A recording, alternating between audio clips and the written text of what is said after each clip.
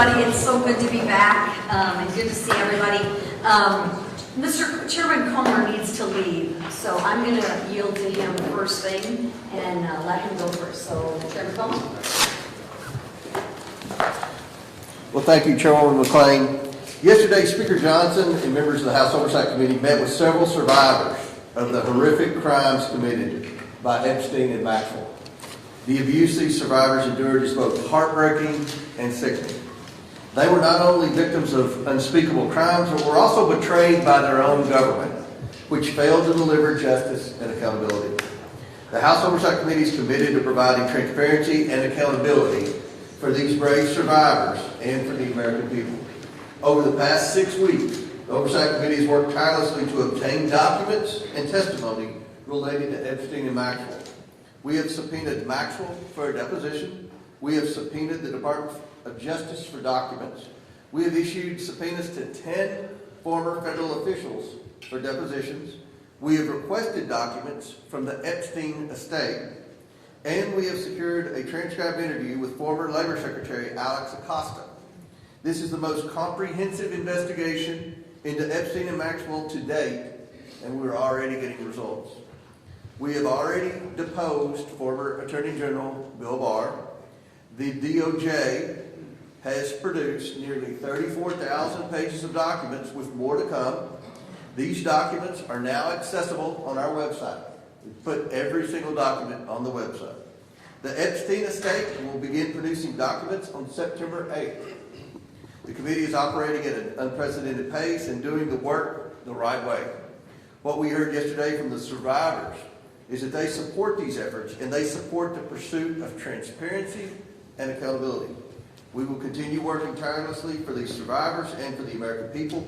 I want to thank Speaker Johnson and his leadership team for giving us all the tools we need to get all the information that the American people want and that the survivors deserve to be able to finally give them some accountability. And I want to thank the Trump administration for working with us and turning over 34,000 documents so far. With that, I yield back. Thank you. Thank you, Chairman Comer. And thank you for all your hard work on this issue. With that, I want to welcome you all back to a safe D.C. I know that sounds crazy, but rather than applauding President Trump's decisive action to actually restore law and order and reduce crime in America, Democrats have defended gang members, thieves, and lawbreakers. Wait, can you guys believe that? That sounds odd, right? Right? Sounds pretty common, unfortunately. Nevertheless, Republicans remain focused on delivering not only the physical safety, but President Trump has championed, but the financial security for every single working America. Because President Trump believes in a safe America. And safe America means safe in the streets, but it also means safe and security financially and economically. That's why we've spent the last month working with actual Americans in our district. And I personally spoke with workers at manufacturing facilities in Michigan, and then we went on the road in New Jersey, Pennsylvania. These folks work hard, and many of these folks work more than 40 hours a week. So let me tell you that it was an honor to let them know that the extra hours they put in will actually not be taxed. And of course, I wasn't the only one standing with the American workers in the past month. House Republicans showed up in coffee shops, small businesses, schools, gas stations, all across America. And if you own or work at a small business, Congressman Miller Meeks was out there talking about the tax cuts heading their way. And if you work in energy, Congresswoman Fedorchak was out there talking about the ways that this bill will help secure your job and actually reduce gas prices. I think we had Labor Day just recently, right? We just came back from Labor Day. Gas prices were the lowest they've been in 5 years.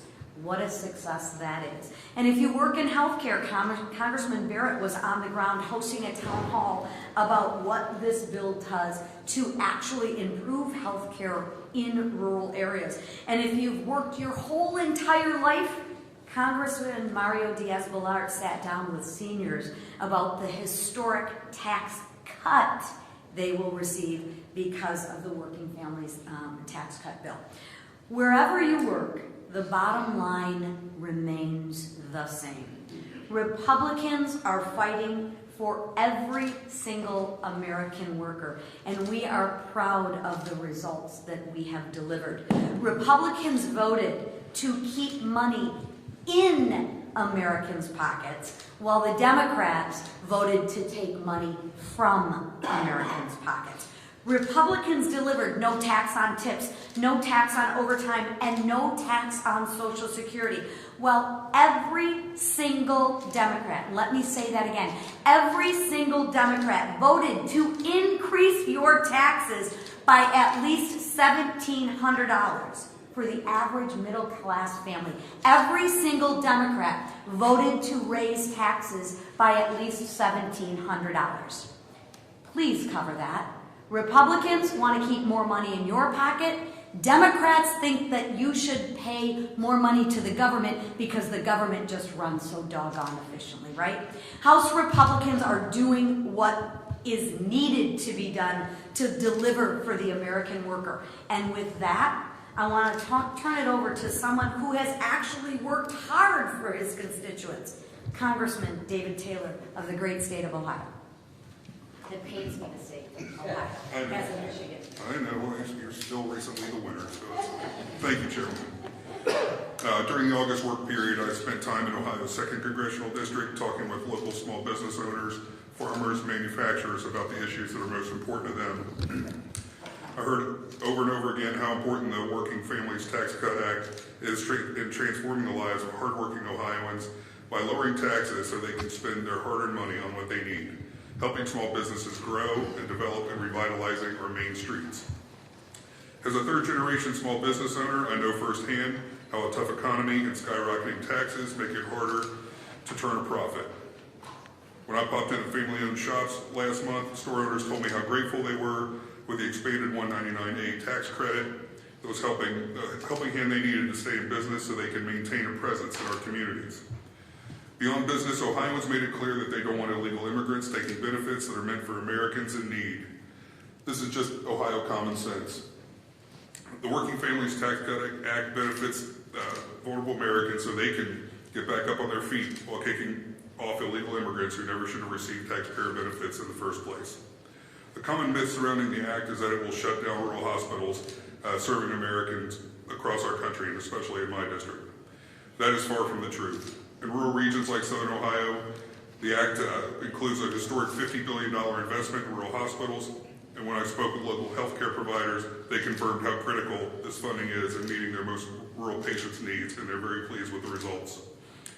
For Will Minshaw, a young farmer in Pickaway County, Ohio, whose family farm is hitting 200 years in operation next year, the increase in the tax exemption, which is made permanent in the bill, means it'll be even easier for the family to pass the farm down to him and to future generations. And with family farms making up 96% of all farms in my district, this is huge news for countless farming families in Southern Ohio. That, combined with expanded funding for agricultural trade programs and investment in crop insurance, will give family farmers peace of mind about staying in the business for years to come.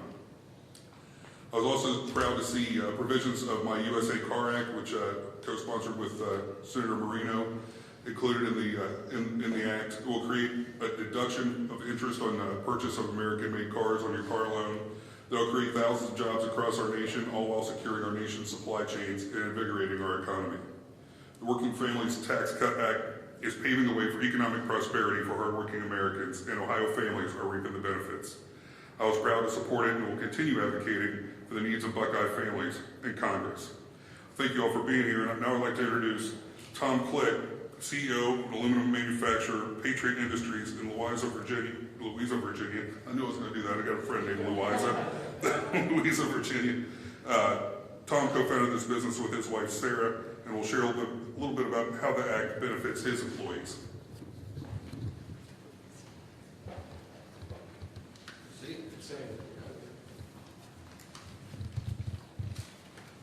Good morning, everyone. My name is Tom Click, and in 2010, my wife Sarah and I founded Patriot Industries. We're proud to be one of a growing number of American companies investing in U.S. manufacturing and bringing jobs back to our community. Like most family businesses, we started small with only 1,000 square feet of space and a used pipe thrower that I purchased on eBay. Navigating the complicated tax code always seemed like to be a continual challenge until in 2012 when I faced a serious health crisis, and there were moments when we didn't know if the business would survive. But thanks to the strength and dedication of our incredible work family, we pulled through, I recovered, and today Patriot has 3 factories in the USA, 140,000 square feet of space with advanced manufacturing equipment, and employs nearly 100 hardworking team members. I'm here today to say thank you to congressional leadership and to President Trump for permanently locking in tax policies which are already having a positive impact, not just on our family business, but on our employees and their families. Locking in the 20% small business deduction, restoring full equipment expensing, and protecting our family from the nightmare of the death tax, or as I call it, the survivor's tax, because that's who the burden ultimately falls on, are big wins for small businesses like ours. But most importantly, the One Big Beautiful Bill benefits our employees through lower tax rates, a larger child tax credit, and a doubled standard deduction, giving our hardworking team members more take-home pay for day-to-day necessities like groceries and helping them build a better future for their families. So on behalf of our family business, our nearly 100 employees, and our trade association, the National Association of Electrical Distributors, thank you all for finally providing the tax certainty businesses like ours need to continue manufacturing more great American products and hiring more great American workers. Thank you, and may God bless you, and may God bless America.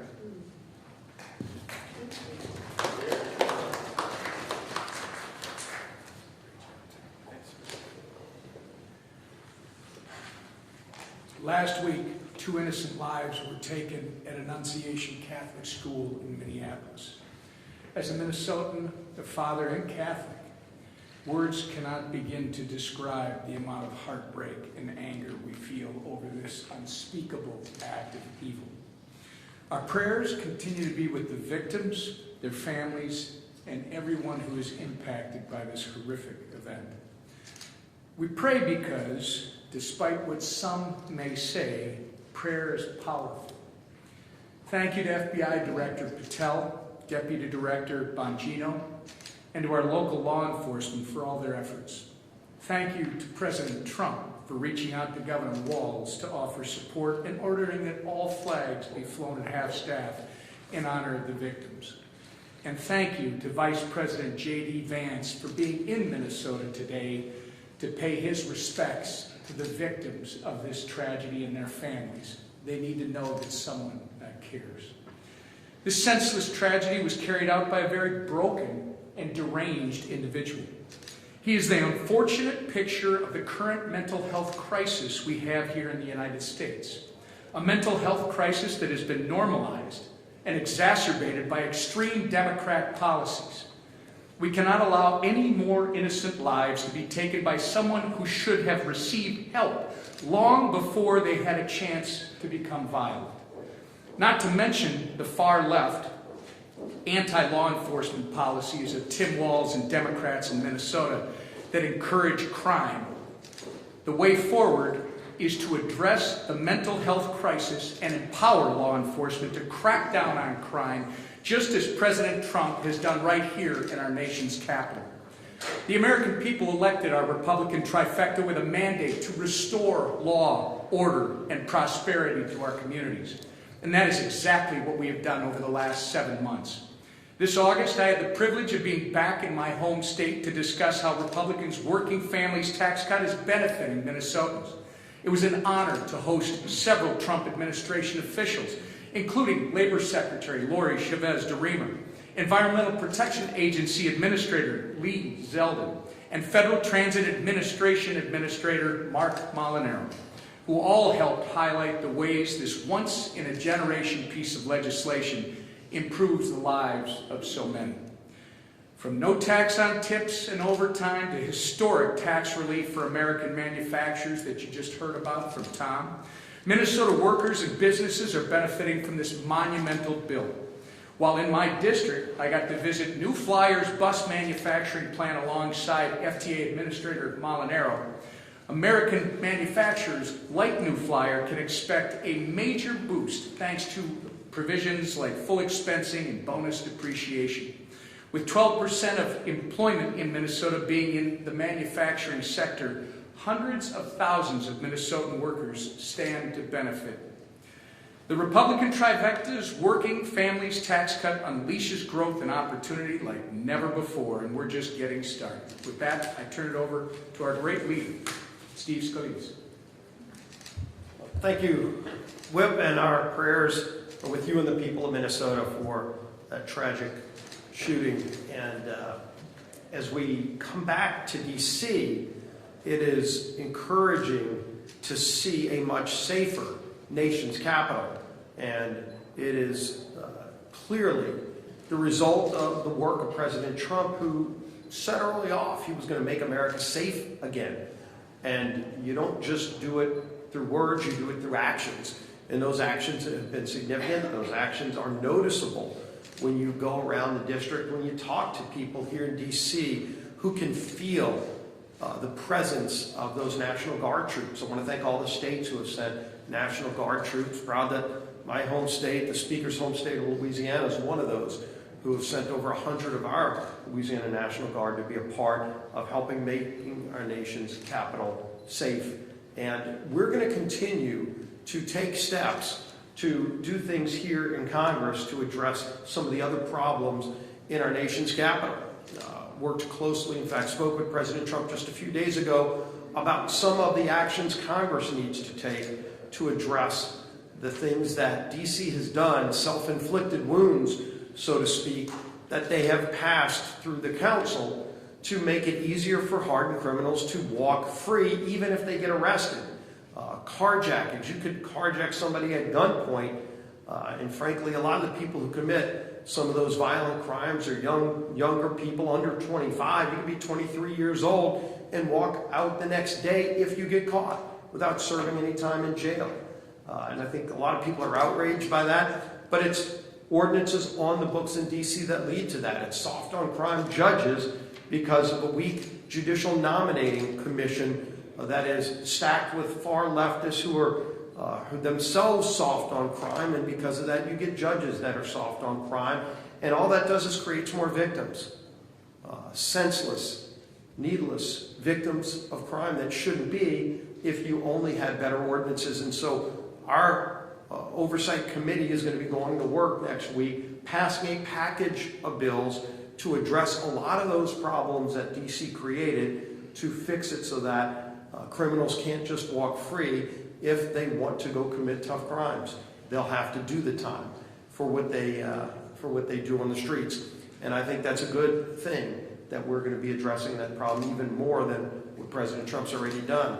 You can look at what the Oversight Committee has already done over the break. While a lot of people were home, a lot of Oversight Committee members were here getting that testimony that Chairman Comer talked about from those victims of the horrors of Epstein.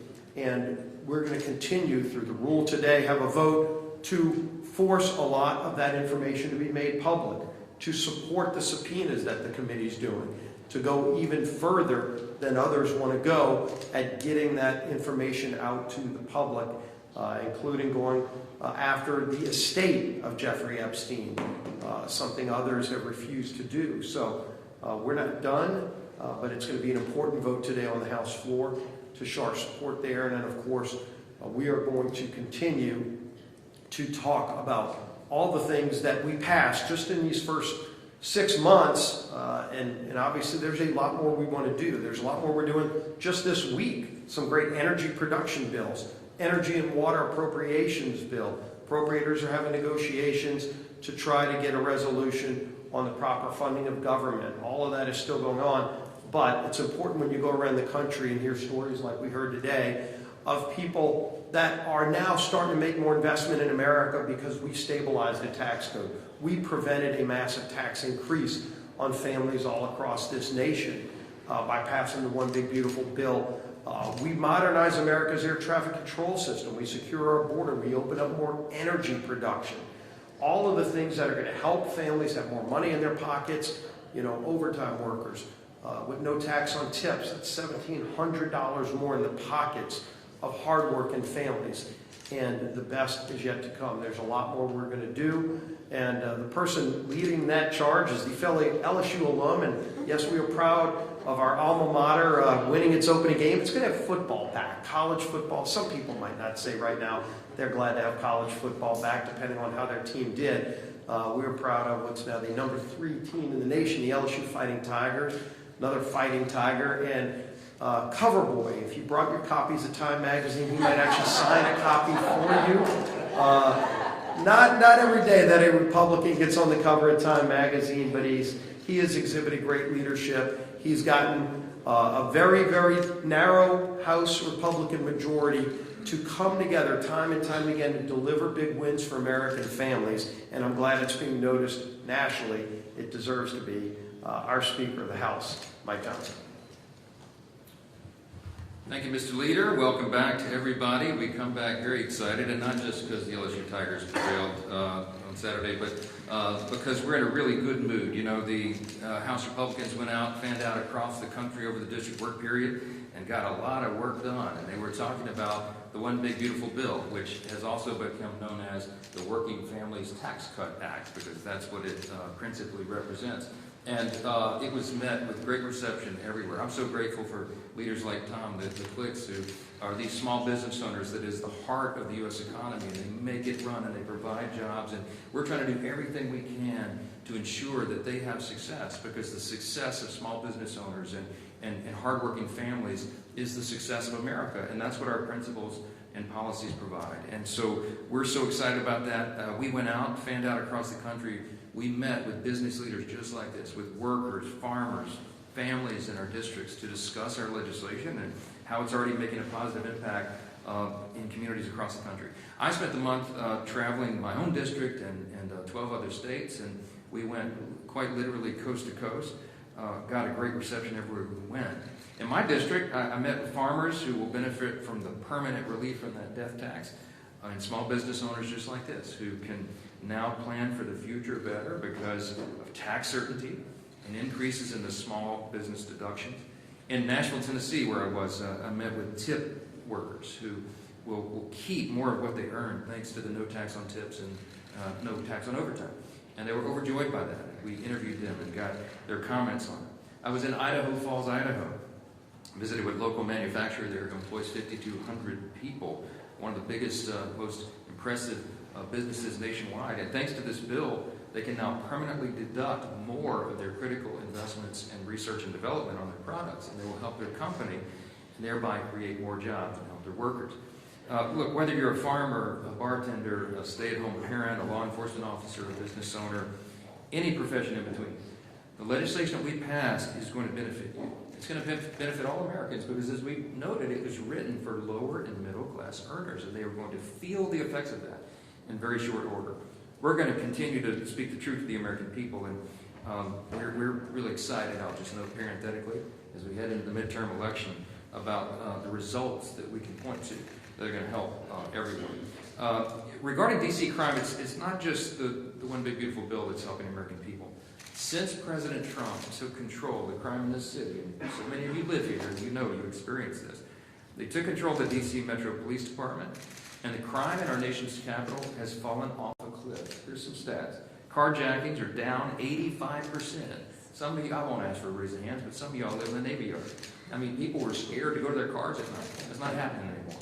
I was down there yesterday, and we have National Guard, loyal, faithful, brave National Guardsmen and women walking the streets in full, with their arms. Makes a big difference. Carjacking's down 85%, robbery's down 42%, violent crime down 25%. D.C. went 11 straight days without a murder. That sounds like, wow, why would you be because that's an amazing thing around here. Nearly 1,300 criminals have been arrested and 135 illegal guns removed from the D.C. streets. D.C. residents and the residents of every big American city should be able to walk freely without fear of being mugged and violently assaulted and carjacked or shot at. I mean, this is common sense, and it's clear this action is needed. 81% of the people in this country believe crime is a major problem in large American cities. We ought to do something about it. We're the team that will. President Trump is clearly listening. His efforts have been so effective here in D.C. that Mayor Bowser, who is a Democrat, as you know, signed an executive order just yesterday welcoming federal law enforcement in D.C. indefinitely. Okay? I hope my Democrat colleagues here will wake up and realize that crime is not a partisan issue. It can't be. Violent criminals don't know if you're a Democrat or a Republican before they put a gun to the back of your head and demand you give up your keys. We can't stand for that. And the Democrats should set aside their pride and stop defending violent criminals, which is amazingly what so many of them are doing right now, and work with the Trump administration to put the safety of the American people first. Regarding government funding, just very quickly, you've heard Leader Scalise address this.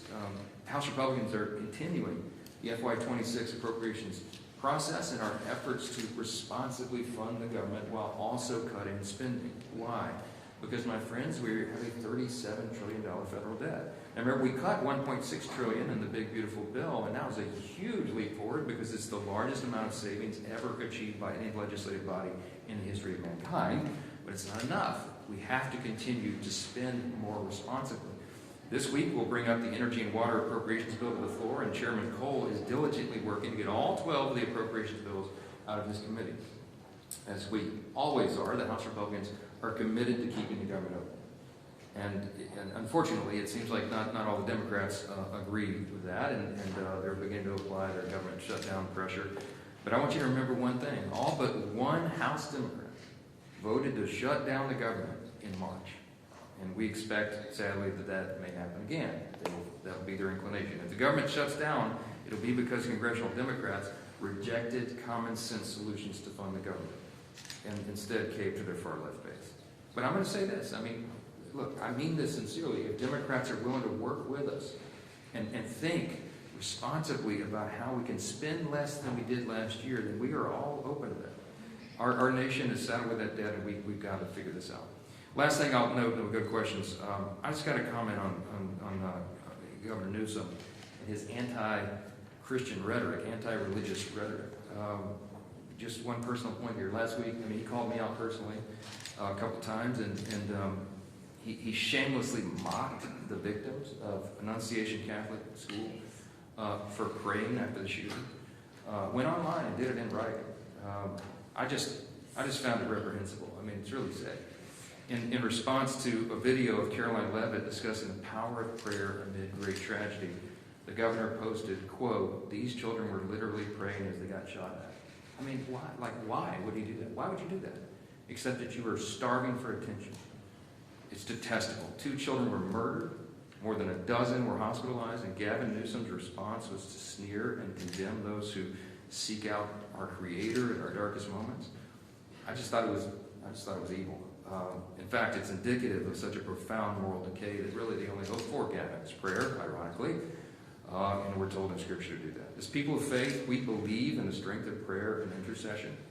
It's foundational to who we are as believers, and by the way, who we are as Americans. It's woven into the fabric of our country, our deep Judeo-Christian heritage, and it's something that we represent. As the leader of the state with the largest Christian population in America, I will keep Governor Newsom and also the people of California in my prayers, and I think you ought to be called out, and anybody who does that should be called out for it. With that, take a few questions. So, Melina with NTD, thank you for answering the question. So, at China's military parade today, China's Xi and Russia's Putin were heard on a hot mic discussing organ transplantation and its mortality. We know that China has continuously harvested organs by unconscious prisoners of conscience. What's your initial reaction to them being heard discussing such a thing, and how you all in the House are lobbying the Senate to pass the Stop Forced Organ Harvesting Act? Yeah, I will tell you that we've heard some horrific stories of these organ transplants and all of this in China, that they take it from unwilling donors, okay, to put it mildly. And the fact that they were caught on a hot mic, the first I've heard of that, is very telling. It tells you where their worldview is in contrast to ours. Speaking of evil, we've heard of terrible stories. I've heard terrible stories of the Uyghurs, for example, this persecuted religious minority that they were using to harvest organs from. I mean, look, I've not seen the evidence of that, but if the leaders are talking about it, it should alarm us. In the United States, we're going to stand for morality and ethics, and we're going to stand against that. There's legislation, as you know, that would address it, and we might need to put that at the top of the priority list if that's what's happening. So that's news to me. Yes, sir. Hi, Speaker Johnson. Thank you for your question, for answering my question. So, Trump administration officials held workshop today with members of your party on messaging ahead of the midterms. Who, in your eyes, is in charge of winning the midterms? Is it the White House? Is it the Speaker, the leader of the conference board? Yes, the Speaker. No, I saw somewhere that I was running through and I saw Fox News or something said, curious the Speaker wasn't at the meeting this morning. Can I tell you why, since you just asked? My youngest son, Will, made the starting wide receiver position at his local school here for the freshman team. And at a big practice on Saturday with the quarterbacks and wide receivers, he fell and broke his collarbone. So I had to take my son to school this morning and get him situated because he's hobbling around with a thing. And he's heartbroken because I just started the season and I'm heartbroken as well. That's why I missed it. I texted James Blair and Caroline Levitt and with a laugh emoji and said, now the scandal is I'm not with you to discuss our strategy. The Speaker's clearly in charge of this. The Speaker works around the clock. I'm talking about myself in the third person. The Speaker travels all around the country to help us expand our majority. Right. And we have a strategy that we're working on. Richard Hudson, also NRCC chair, is doing an extraordinary job. So he and I are in partnership with this, with all the leaders and all the members. Last year, I'll share with you this sad statistic. I did over 360 campaign events over 240 cities and 40 states and logged I'm doing it again. I'm on that same track. So clearly I am hands-on every day that we're not in session and I'm not in my district working. I'm on the road doing this. So we're closely coordinated with the White House, and that's the beauty of it because the political team in the White House, the president himself, he and I spoke about this most recently last night at about 11:45 p.m. about our strategy to win the midterms. He's dialed in on it, we're dialed in on it, but clearly, I'm the quarterback of this effort, and I fully endorse everything that was said over there because it was all prearranged with me. So that was the only reason I went there. Yes. Last question, Mr. Speaker. I got it. There was a rebranding of the One Big Beautiful Bill to try to do a working family tax credit, tax cut. Is that a sign that you guys are losing the messaging war to Democrats? The polling is not doing well for you guys, particularly across multiple different polls. What more do Republicans have to do to actually sell this? Yeah, it's not a rebranding, and what we have to do to sell it is tell the truth, and that's the beauty of it, okay? So I'm not surprised that some of the early polling was less than favorable in some areas of the country because there has been a full-on strategy by, frankly, the mainstream media and the Democrats, of course, to try to misrepresent what's in the bill. If you look at the polls of all the individual provisions of the bill, they're wildly popular. I mean, we did things, there were 80-20 issues in the legislation that's going to help everybody. So it's not a rebranding. What we encourage everybody to do during the August district work period is go into their districts, do town halls, business roundtables, meet with everybody, constituents, and just take the time to explain what's in it. Because in almost every scenario, literally like 99% of the time, when you explain what's in it, light bulbs go off and people start standing and applauding because they know it's going to help them. Now here's the other benefit of that. The reason we put it on such an aggressive timetable, which some of the people in this room didn't believe we'd get it done, the reason we had to get it done by the summer is because we wanted everybody to feel the actual effects of this extraordinary legislation before they vote in the midterms. We made a mistake in the first Trump administration. In hindsight, we got the Tax Cuts and Jobs Act done, our reconciliation package then, but we didn't get it done until December. And so people didn't feel the effects before they voted in the midterm, and we lost our majority. We are not going to make that mistake again. So the reason we put this on such an aggressive timetable was to get it done, get it signed into law, get it enacted. The relief is already being felt, as you're testified to today, and it will be felt in great effect by everyone when they go vote. So that huge demographic shift that we saw in 2024 in the election, we will hold those new demographics, new people who came in the party, because we have demonstrated for them they made the right decision. While Democrats are flailing and about to elect an actual Marxist to be the mayor of America's largest city and formerly the cradle of capitalism, we are out talking about common sense solutions for the pocketbooks of moms and dads and hardworking families everywhere. And they're going to feel that, and they're going to reward us for it. That's why we're Speaker, thank you so much. The NDAA, pro-life provisions, transgender surgeries, is that still a red line for the Republican Party? And then also, Democrats are considering midterm conventions. Is this something that Republicans are considering as well? I'll address the NDAA first, and then that. I mean, I don't expect there's going to be poison pills. That the NDAA has been worked towards as a bipartisan measure, which it traditionally has been, and I think leaders on both sides are committed to that. With regard to the convention, I'm all in and excited, and I'm glad you asked about it. The president called me when I was on the road, maybe a week ago, or whenever this made news on the morning. It was like 6:30 in the morning where I was West, and he was here, and he said, Mike, I got a great idea. And I said, what's that? How about a midterm convention? Don't intend to do it in this voice, but a midterm convention. And I was like, that's genius. He said, it's never been done before. That's right, and that would be such a great rallying point for us in the fall, right before the election, to lead up to that, to the momentum that we have so much to sell and talk about and celebrate. And of course, he loves a big show. So he and I both agreed, and he was going to call Leader Thune, and of course our new chair, the RNC, because they get to put on the show. And so I think everybody's on board, because when I was packing my bag to leave that hotel room, about 13 minutes after I hung up the phone with him, Fox News and the Chiron said, breaking news, President calls for midterm convention. So I think that's a done deal now. So I'm really excited about it. I can't wait. We have so much to celebrate, and it will be hilarious if the Democrats try to do the same. Because if they're going to put on display what they did at their little workshop a couple weeks ago, bring it, okay?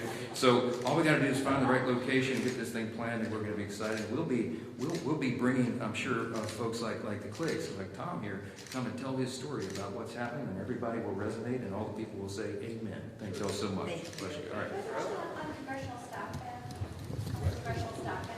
Yeah, I'll tell you that real quick. On the congressional stock ban, the question was asked.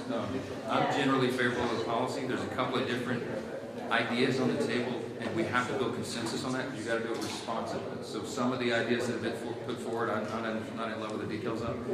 But it's generally a policy I've always favored, but we have lots of different opinions on that in the conference and in Congress. So we got to work through it. So that's the intention. And that's part of the that's going to be part of